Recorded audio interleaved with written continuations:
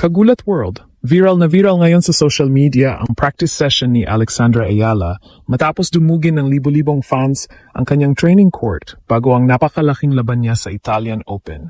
Hindi actual tournament match ang nagpakulo sa Rome, kundi simpleng practice lamang laban kay Lyudmila Samsonova na kasalukuyang isa sa pinakamapanganib na players sa WTA Tour at dating world number 21.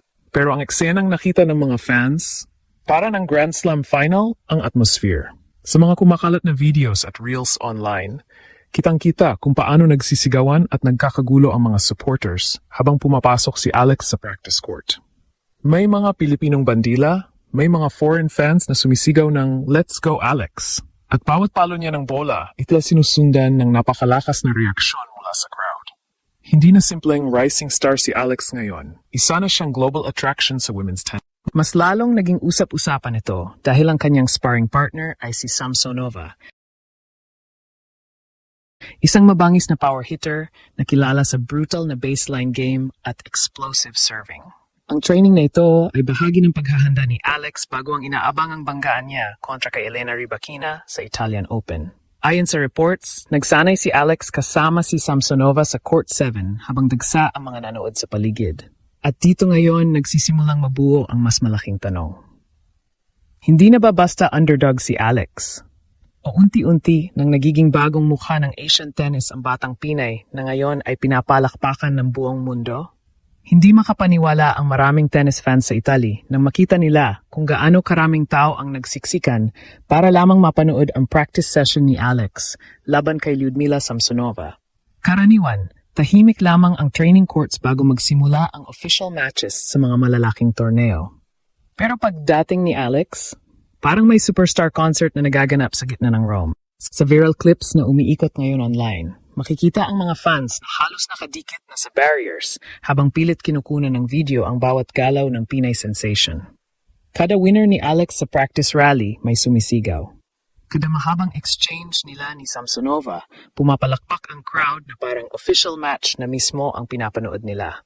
At ang pinaka-nakakagulat, hindi lang Pilipino ang nasa audience. Maraming foreign fans ngayon ang nagsisimulang mahumaling sa fearless style ni Alex. At hindi ito aksidente.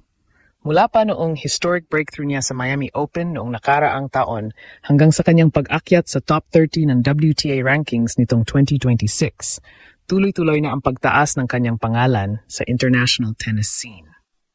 Sa katunayan, si Alex ay naging highest-ranked Filipina tennis player sa kasaysayan matapos maabot ang world number 29 ranking nitong Marso 2026. Kaya ngayon, bawat galaw niya ay sinusubaybayan na. Ang mas lalong nagpabigat sa viral practice na ito ay ang presence ni Samsonova. Kilala ang Russian star bilang isa sa pinakamalalakas humataw sa WTA Tour. Mabigat ang serve, brutal ang forehand, at kapag nakakuha ng momentum, kaya niyang durugin kahit elite opponents. Kaya para kay Alex, napakahalaga ng ganitong klaseng practice bago harapin ang isa pang halimaw ng women's tennis, si Elena Rybakina. Pero dito lalong humanga ang crowd, hindi umatras si Alex.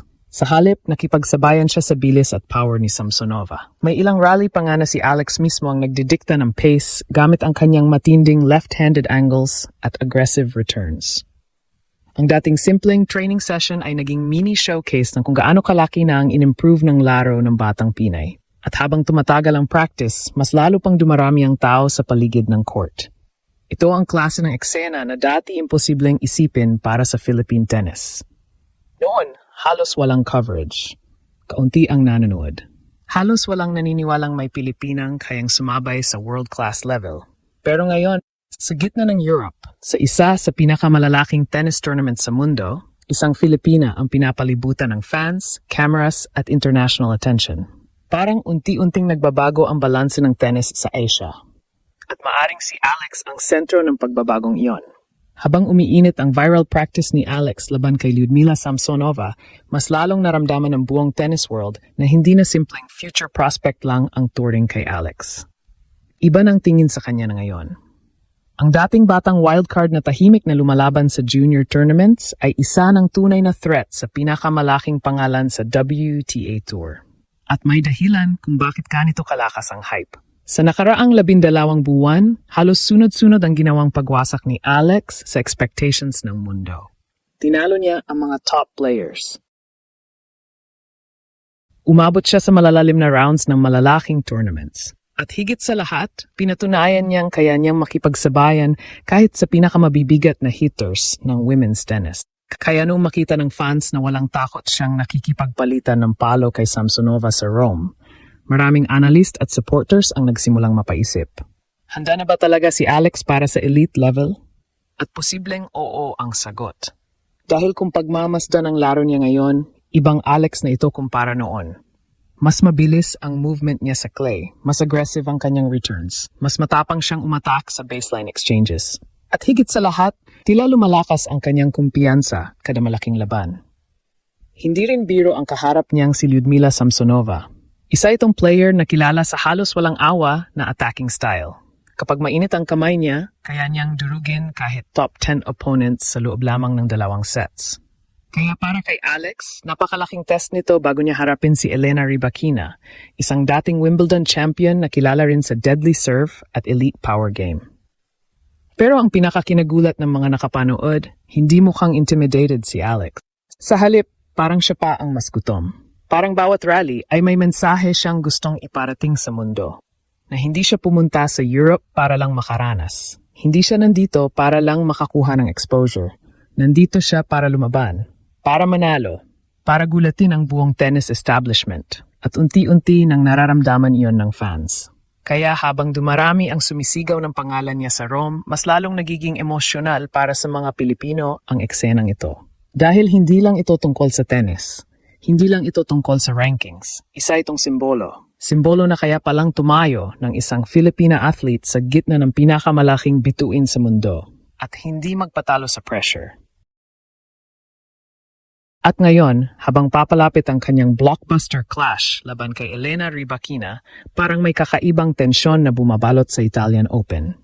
Dahil kung simpleng practice session pa lang ay kaya nang magdulot ni Alex ng ganitong klaseng hysteria.